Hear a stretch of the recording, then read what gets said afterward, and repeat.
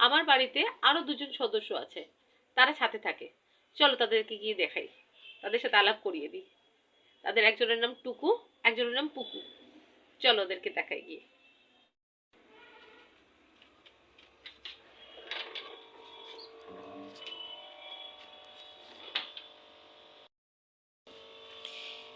এই যে ছাদের সিঁড়ি এটা।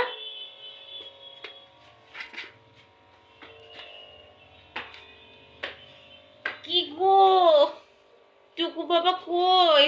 এই যে পুকু এগিয়ে এসছে, ওরা এখানে থাকে। চলো চলো একটু ছাদে যাওয়া যাক, একটু ছাদে যাওয়া যাক বাবা। চলো চলো চলো। ভাত খেয়েছো তো? ভাত খেয়েছো তো? চলো।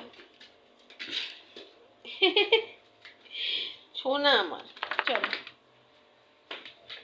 চলো, চলে এসো, চলে এসো, চলে এসো মামা, এসো ছাদে যাবো।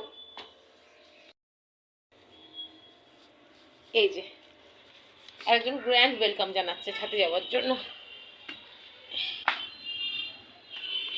এখানে থাকে ওরা, এই জায়গাটা মিলিয়ে থাকে। নিচেও ঘর আছে, দিনের বেলা এখানে থাকে, রাত্রিবেলা নিচে চলে যায়। এই তো মা, ভাতও খেয়েছো? পুকু ভাতও খেয়েছো? এই কানটা ওঠাটা এটার নাম টুকু, আর যে কানটা নিচু হয়ে আছে এটার নাম পুকু।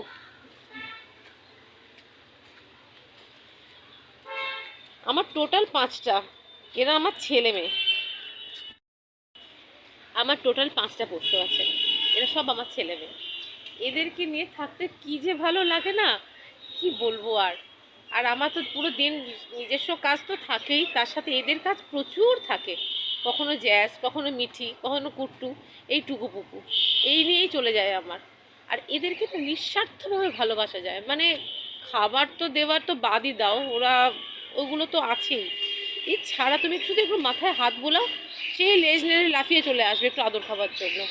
মানে আমি এক এক সময় এটাই বলি যে ওরে পেট ভরবে না মন ভরবে, ভাত খেয়ে নেয়। মানে এক এক সময় ভাত দিই, ভাত খায় না। এবার ভাত না খেয়ে আমার কোলের মধ্যে মুখটা গুজে আদর খাবে আর কি, এই টুকুটা। তো তখন আমি ওদেরকে বলি যে ভাতও না খেলে পেটও ভরবে না, আদর খেলে তো পেটও ভরবে না। এই দেখো এখানে দাঁড়িয়ে আছে আবার, এই যে, এই যে দাঁড়িয়ে আছে। অতকু বাবা, কি হয়েছে? মাছি মারছো? ও মন দিয়ে মাছি মারছে। আয় আয় মাম্মা, এসো। ও মা, ওকে ডাকছি বলে পুকু চলে এসছে। হয়ে গেল, ঢুকে গেল।